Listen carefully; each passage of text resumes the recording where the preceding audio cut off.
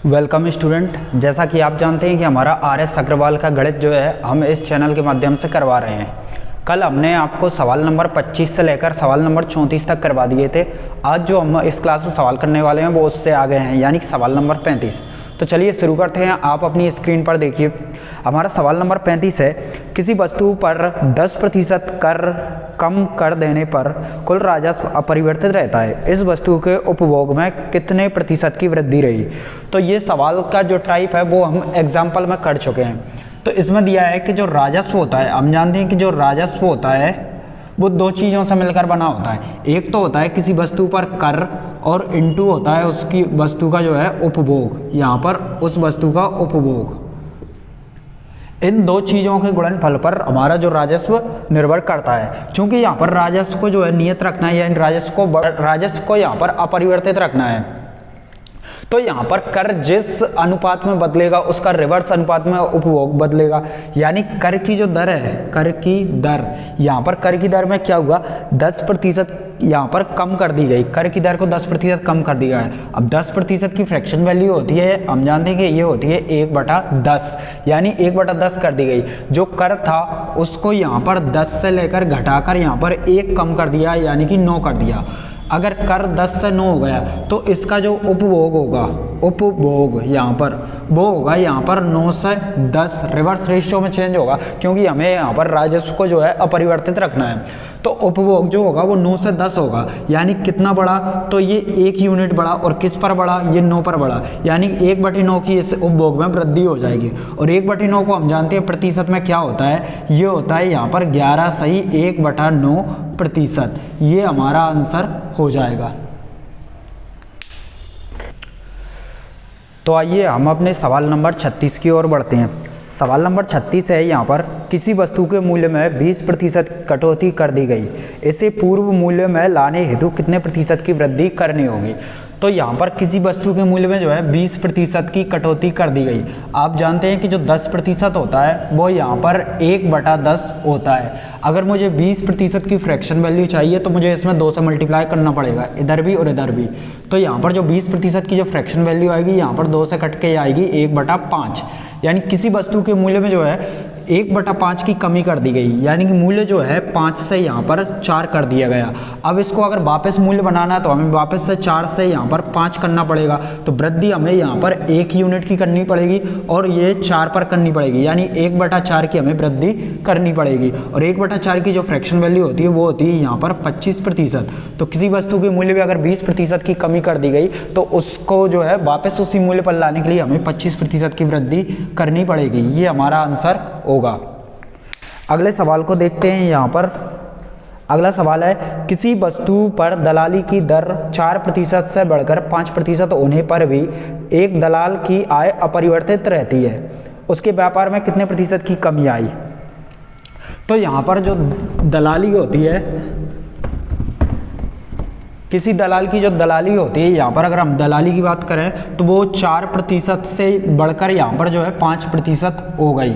तो जो दलाल की जो आय होती है, अगर आप आय को देखें तो आय जो होती है वो दो चीज़ों पर निर्भर करती है। एक तो उसकी दलाली, यानी कि दलाली उसकी कितनी प्रतिशत है, यानी कितने प्रतिशत वो कमीशन ले रहा है। और दूसरा होता है यहाँ पर जो है व्यापार, यानी व्यापार उसने कितने का किया, यानी कि दलाली व्यापार इन दोनों का इंटू ये उस दलाल की जो है आय होती है। अब आय को हमें अपरिवर्तित रखना है, तो जो दलाली है वो 4% से बढ़कर 5% हो गई। और हम जानते हैं दो चीज़ों का अगर प्रोडक्ट अपरिवर्तित रहे, निश्चित रहे, तो एक जिस रेशियो में चेंज होती है दूसरी उसके रिवर्स रेशियो में चेंज होती है।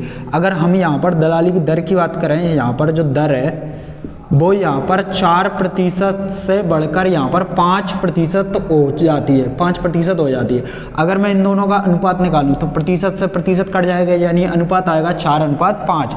ये दलाली की दर में परिवर्तन हुआ। तो जो व्यापार में जो कमी आएगी वो इसके रिवर्स रेशियो में चेंज होगी, यानी कि व्यापार में कमी हो जाएगी 5 से 4। 5 से 4 जो कमी हुई वो 1 यूनिट की हुई। और किस पर हुई है, तो ये 5 पर हुई है, यानी 1/5 की यहाँ पर जो है कमी हो जाएगी। और 1/5 की जो प्रतिशत वैल्यू होती है हमने याद की है वो होती है यहाँ पर 20%। 20% ये हमारा आंसर होगा। उसके बाद सवाल नंबर है यहाँ पर हमारा 37, यहाँ पर सवाल नंबर जो होगा वो 38 होगा। सवाल नंबर 38 है, किसी वस्तु पर कर में 20% की वृद्धि होने पर इसकी खपत में 20% कमी कर दी गई।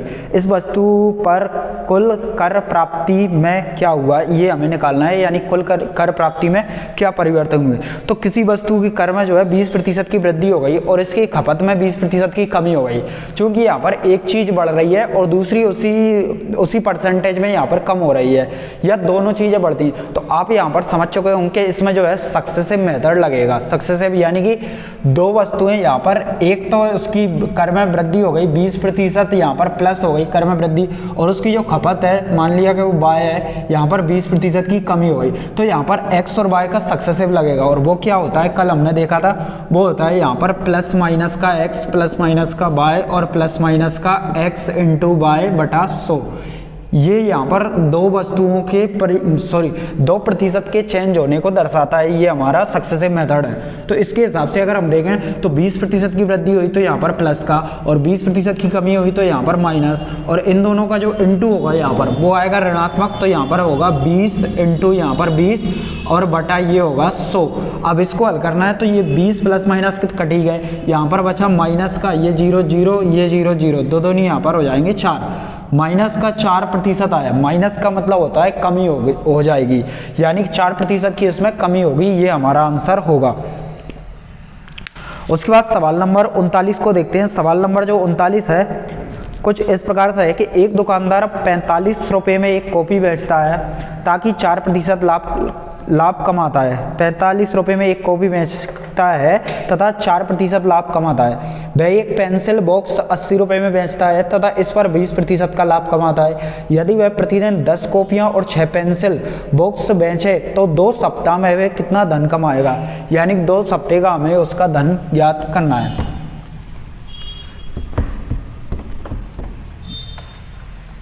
चलिए सबसे पहले हम ज्ञात करते हैं कि वह जो 45 रुपये में एक कॉपी बेचता है और टोटल जो है ना प्रतिदिन वह 10 कॉपियाँ बेचता है, प्रतिदिन 10 कॉपियाँ बेचता है। तो आप बताइए कि 2 सप्ताह में यानी कि 14 दिन में वो कितनी कॉपियाँ बेचेगा। तो आप कहेंगे यहाँ पर वो है 140 कॉपियाँ बेचेगा। टोटल 140 उसने कॉपी बेची। अभी हम केवल कॉपियों की बात करते हैं, उन्हीं पर लाभ देख लेते हैं, बाकी दूसरा भी देख लेंगे। तो वह प्रतिदिन 10 कॉपियाँ बेचता है और 2 सप्ताह में उसने 140 कॉपियाँ बेच दी। अब एक कॉपी का जो मूल्य है वो यहाँ पर 45 रुपये है। तो मैं पूछूं कि यहाँ पर टोटल जो है 140 कॉपियों का मूल्य कितना होगा। तो आप कहेंगे 140 इंटू 45 जो है 45 कॉपियों का जो है विक्रय मूल्य होगा। अब 45 कॉपियों का विक्रय मूल्य होगा। अब इस पर वह 4% का लाभ कमाता है। तो इसका अगर मैं लाभ निकालूं तो 4%, इसी का 4% आएगा, यानी कि 4/100। अगर मैं इसको देखूं यहाँ पर केवल हम लाभ को निकाल रहे हैं तो ये 1 0 से 1 0 कट जाएगी। उसके बाद यहाँ पर जो है 5 नाम 45 और ये 5 दूनी 10 और 2 से भी यहाँ पर ये 14 कट जाएंगे, यानी 7 बार में। तो हम यहाँ पर देखें 9 7 63 और 63 चौके ये हो जाएंगे 240 और 12 यानी कि 252 रुपये।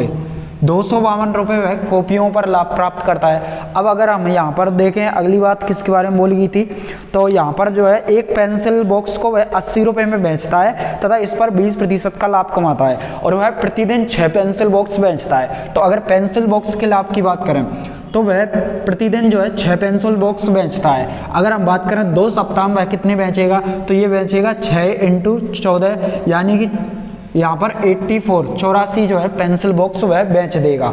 अब एक पेंसिल बॉक्स को वो जो है 80 रुपये में बेचता है, तो 84 पेंसिल बॉक्स का मूल्य कितना होगा, वो होगा 84 इंटू में 80 और इन 84 इंटू 80 पेंसिल बॉक्स के मूल्य पर वह 20% का लाभ कमाता है। 20% का मतलब होगा 20 बटा यहाँ पर 100, ये टोटल उसका पेंसिल बॉक्स का लाभ होगा। अगर यहाँ पर 1 0 से 1 0 हटाएं, 1 0 से 1 0 घटाएं तो ये हो जाएंगे, यहाँ पर इंटू करना होगा इन सबका। 8 दूनी 16 और ये 16 चौके 64, यहाँ से लाए 6 और 16 8 128, 128 और 6 ये हो जाएंगे यहाँ पर 134, यानी कि 1344 रुपये का जो लाभ है वो इन पेंसिल बॉक्स पर कमाता है। अब हमें निकालना है इसका जो है सप्ताह में वह कितना धन कमाएगा, यानी कि वह कितना धन कमाएगा इतना हमें ज्ञात। तो आइए उसी सवाल को आगे देखते हैं। अभी यहाँ पर कुछ टेक्निकल फॉल्ट आ गया था, इसलिए क्लास को रोकना पड़ा। तो यहाँ पर अगर हम देखें तो हमने देखा था कि जो हमारी कॉपियाँ थी, कॉपियाँ उन पर जो कुल हमारा जो लाभ आया था वो यहाँ पर 252 आया था, यानी कि 252 आया था। और जो पेंसिल पर जो लाभ आया था, पेंसिल पर जो लाभ आया था हमारा वो आया था 1344। हमें निकालना था कि वो जो है कुल कितना धन कमाएगा, यानी कि उसका जो है टोटल लाभ ही हमें ज्ञात करना था। इन दोनों को ऐड करना पड़ेगा। तो यहाँ पर 4 2 6 5 4 9 और 13 2 15, यानी 1596 रुपये जो है उसका लाभ होगा। ये हमारा आंसर हो जाएगा। आइए तो अगले सवाल की ओर बढ़ते हैं। अगला सवाल है हमारा 40वें सवाल में लिखा है अमन का खर्च विमल के खर्च से 30% अधिक है तथा विमल का खर्च रमन के खर्च से 10% कम है। यहाँ पर 3 लोग हैं, इसको हटाना पड़ेगा। हम देखें तो यहाँ पर 3 लोग हैं, एक है यहाँ पर अमन, एक है यहाँ पर विमल और एक है यहाँ पर रमन। अब किसके बारे में बोला गया है? अमन का खर्च विमल के खर्च से 30% अधिक है तथा विमल का खर्च रमन के खर्च से 10% कम है। यानी कि अमन का जो खर्च है वो विमल के खर्च से यहाँ पर 30% अधिक है, 30% अधिक है। अमन का खर्च विमल के खर्च से अधिक है तथा विमल का खर्च रमन के खर्च से 10% कम है। यानी विमल का जो खर्च है वो रमन के खर्च से यहाँ पर 10% कम है।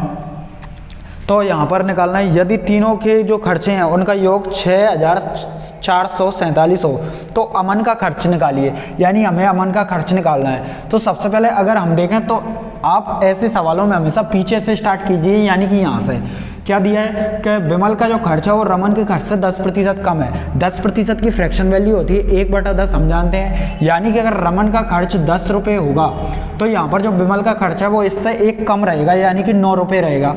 उसके बाद सवाल में दिया है कि जो अमन का खर्च है वो विमल के खर्च से 30% अधिक है। 30% की 10% की फ्रैक्शन वैल्यू 1/10, तो 30% की फ्रैक्शन वैल्यू होगी यहाँ पर 3/10।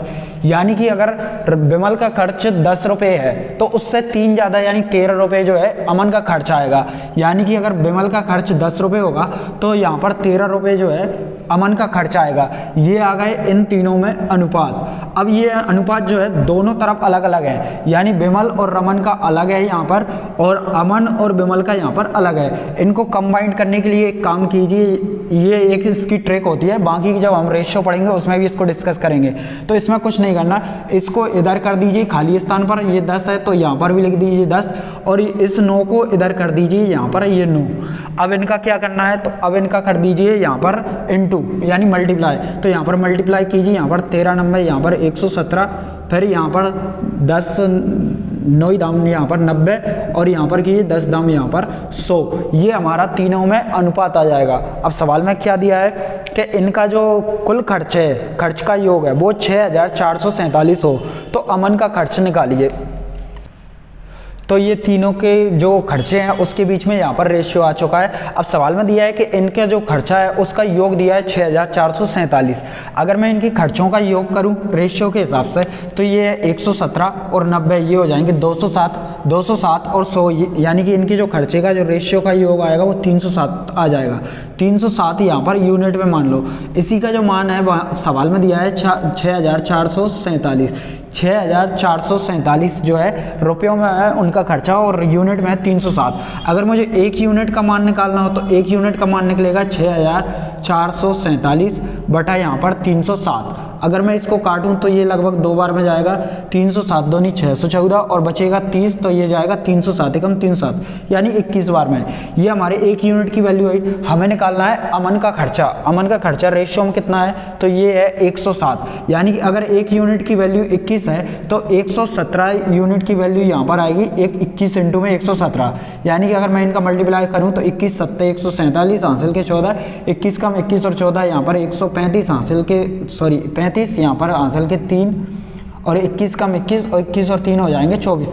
यानी कि 2457 जो है अमन का खर्चा होगा। अगले सवाल को देखते हैं। अगला जो हमारा सवाल है यहाँ पर वो है 41वां सवाल है। एक व्यक्ति की मासिक आय 13,500 थी तथा उसका मासिक व्यय जो है 9,000 रुपये था। अगले वर्ष उसकी मासिक आय में 14% की वृद्धि हुई तथा व्यय में 7% की वृद्धि हुई। उसकी बचत में कितने प्रतिशत की वृद्धि होगी।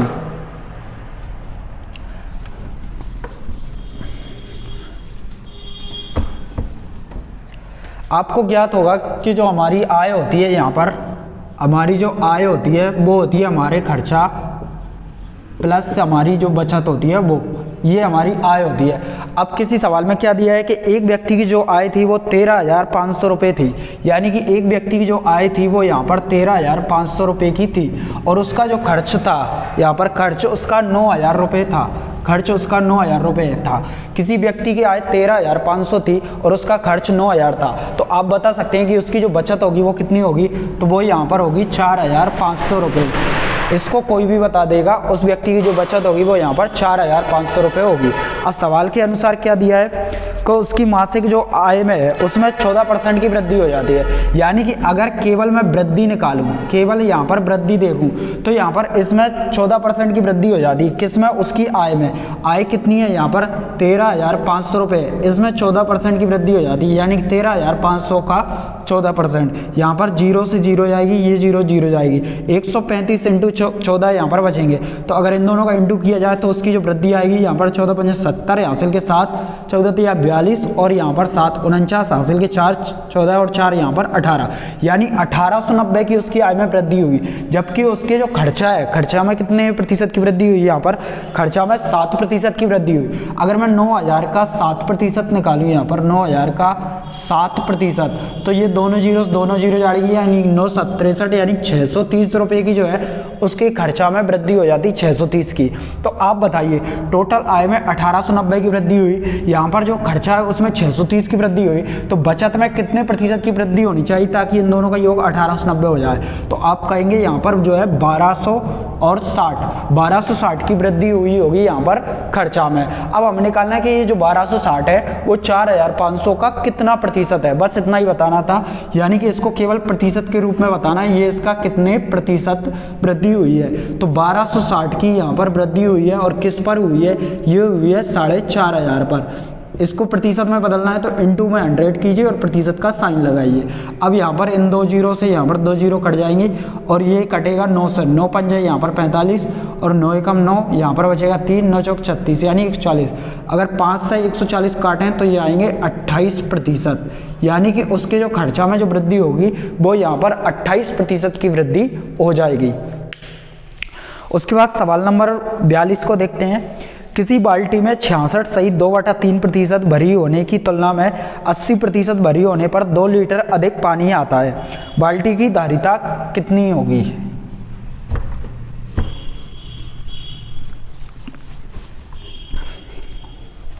किसी बाल्टी को 66 सही 2/3% भरना है, 66 सही 2/3% हमको भरना है, या फिर इसकी अपेक्षा उसको 80% भरना है, यानी कि हमें दोनों प्रतिशत को कंबाइंड करना पड़ेगा, वही हमारी धारिता होगी। तो धारिता को x ना मानकर ऐसी वैल्यू मान लीजिए जो इन दोनों प्रतिशत में आती हो। अब प्रतिशत में अगर हम करने जाएं तो ये सवाल थोड़ा लंबा होगा, पहले इन प्रतिशत को आप फ्रैक्शन में बदल लीजिए। हमें ज्ञात है कि 33 सही 1/3 की जो फ्रैक्शन वैल्यू होती है वो यहाँ पर 1/3 होती है। अगर मैं इसके दोनों साइड 2 से मल्टीप्लाई कर दूं, इधर भी और इधर भी, तो ये जो है 33 दूनी यहाँ पर 66, यानी 66 सही 2/3 की जो फ्रैक्शन वैल्यू आएगी यहाँ पर वो आ जाएगी यहाँ पर 2/3। और 80%, हम जानते हैं कि 20% की जो फ्रैक्शन वैल्यू होती है वो होती है 1/5। तो यहाँ पर जो 80% की फ्रैक्शन वैल्यू होगी 80% की, वो यहाँ पर दोनों साइड अगर 4 से मल्टीप्लाई कर दिया जाए इधर भी और इधर भी, तो उसकी जो फ्रैक्शन वैल्यू वो आएगी 4/5, यानी 80% की जो फ्रैक्शन वैल्यू होती है वो होती है यहाँ पर 4/5। अब इन दोनों फ्रैक्शन वैल्यू को हमें ऐड करना है, तो धारिता को ऐसा मान लीजिए जो इन दोनों से अच्छी तरह से डिवाइड हो जाए, यानी कि इन दोनों के जो हर है उनके एलसीएम के बराबर हमारी धारिता को मान लीजिए। तो मैंने यहाँ पर माना कि धारिता 3 और 5 का जो इंटू होगा एलसीएम होगा वो यहाँ पर 15 होगा, यानी 15 लीटर की मैंने यहाँ पर धारिता मान ली, या यूनिट में मान लीजिए 15 यूनिट की मैंने धारिता मान ली। अब सवाल में क्या दिया है कि यहाँ पर अगर मैं 15 का 2/3 निकालूँ, 15 का यहाँ पर 2/3 निकालें तो ये आएगा 5 15 यानी 5 दूनी 10। तो सवाल में यहाँ पर लिखा है कि किसी बाल्टी को 10 यूनिट भरने की अपेक्षा उसको अगर 15 का 4/5 करें, 15 का यहाँ पर 15 का 4/5, तो 5 किया 15, ये हो जाएंगे 4 दिया 12 यूनिट, यानी कि वही 15 हमने धारिता मानी है, इसका 2/3 कितना होता है 10 और इसका 4/5 होगा 12, यानी किसी बाल्टी को 10 यूनिट भरने की अपेक्षा अगर 12 यूनिट हम भरें तो उसमें जो है 2 लीटर अधिक आता है जो पानी है। पानी 2 लीटर अधिक आता है। अगर हम यूनिट में देखें तो यहाँ पर 10 से 12 तक गए तो यहाँ पर 2 यूनिट ही बढ़ा और इसी 2 यूनिट की वैल्यू सवाल में दी है 2 लीटर के बराबर, यानी कि 1 यूनिट की वैल्यू यहाँ पर 1 लीटर के बराबर होगी। तो हमें निकालना है बाल्टी की धारिता। बाल्टी की धारिता 15 यूनिट है, 1 यूनिट 1 लीटर के बराबर, तो यहाँ पर 15 यूनिट जो होगा वो यहाँ पर 15 लीटर के बराबर होगा, 15 लीटर के बराबर होगा। ये हमारा आंसर होगा, ये बाल्टी की धारिता होगी। उसके बाद सवाल नंबर 43 को देखते हैं। सवाल नंबर 43 में दिया है 50 किलोग्राम शीशे व टिन के मिश्रण में 60% शीशा है। इस मिश्रण में कितना शीशा मिलाने पर बने मिश्रण में 75% शीशा हो जाएगा। यानी 50 किलोग्राम का जो है शीशे और टिन का मिश्रण है।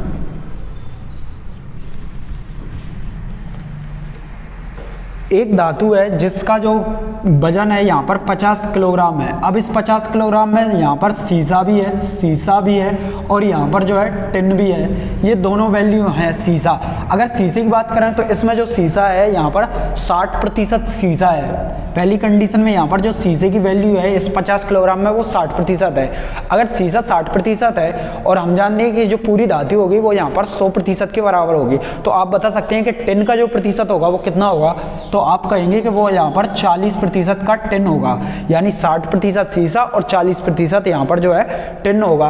अगर मैं इन दोनों का यहाँ पर अगर रेशियो निकालूं तो रेशियो कितना आएगा, ये आएगा प्रतिशत से प्रतिशत हट जाएगी, क्योंकि रेशियो का मतलब ही बटे होता है और बटे में इधर उधर की कट जाती है। यहाँ पर 0 0 कटेगी और अगर 2 काटें तो ये 2 3 6 और यहाँ पर 2 दूनी 4, यहाँ पर 2 3 यहाँ पर 6 हो जाएंगे और ये 2 दूनी 4 है। यानी कि शुरुआत में जो शीशे और टिन का जो अनुपात है वो 3:2 है, 3 यहाँ पर 2 है।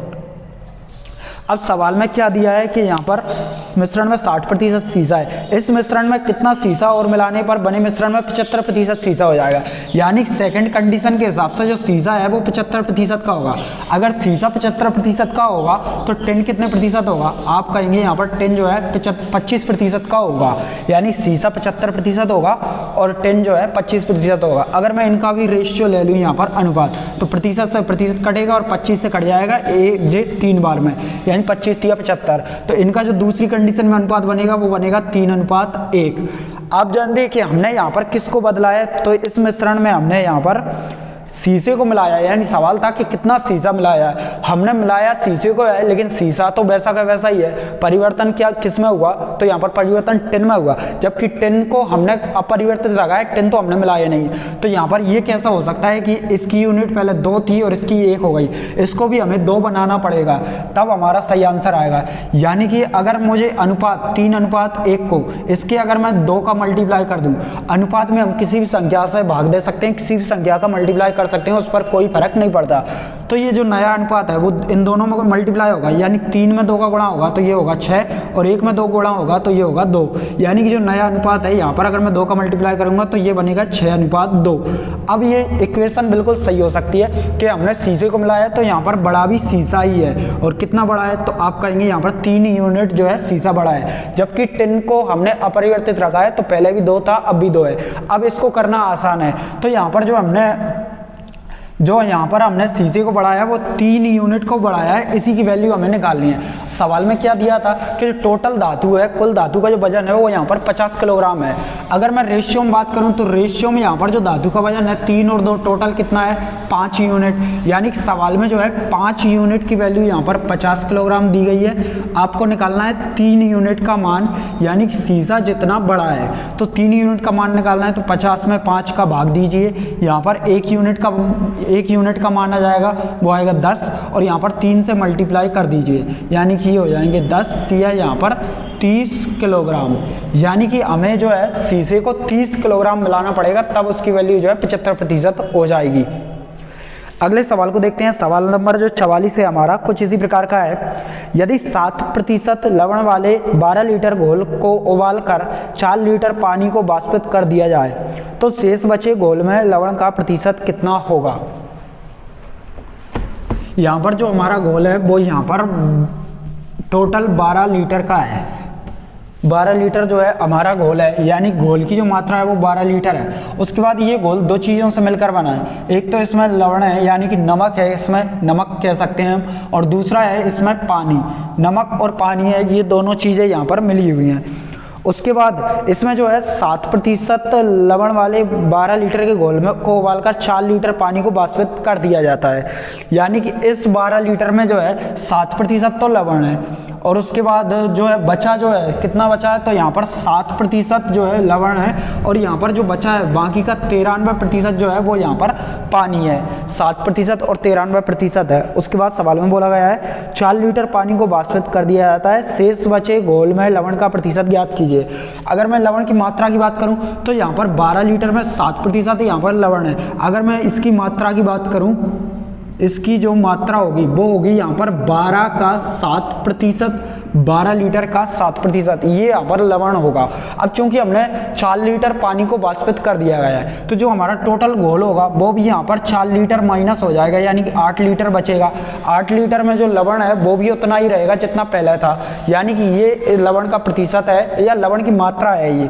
और अब ये जो लवण की मात्रा है वो यहाँ पर 8 लीटर में ही होगी, 8 लीटर में होगी। इसको हमें प्रतिशत में बदलना है, तो यहाँ पर 100 लिखिए और यहाँ पर प्रतिशत का साइन लगाइए, या हमें इसको ना लिखें तो ये पहले ऑलरेडी प्रतिशत में ही है, इसको सिर्फ सोल्व कर लीजिए। यहाँ पर अगर मैं 4 से काटूँ, 4 तिया 12 और 4 दूनी 8, यहाँ पर होगा 7 तिया 21/2%, और 21/2 को ही हम लिख सकते हैं 10.5%, यानी 10.5% जो होगा वो यहाँ पर लवण की मात्रा होगी नए घोल में, जो कि 8 लीटर का होगा। उसके बाद हमारा सवाल नंबर इस क्लास का जो है आखिरी है, सवाल नंबर 45, वो है यहाँ पर 300 ग्राम चीनी के घोल में 40% चीनी है, इसमें कितने ग्राम चीनी और मिलाई जाए कि नए घोल में 50% की चीनी हो जाए। चीनी और यहाँ पर जो है पानी का घोल है,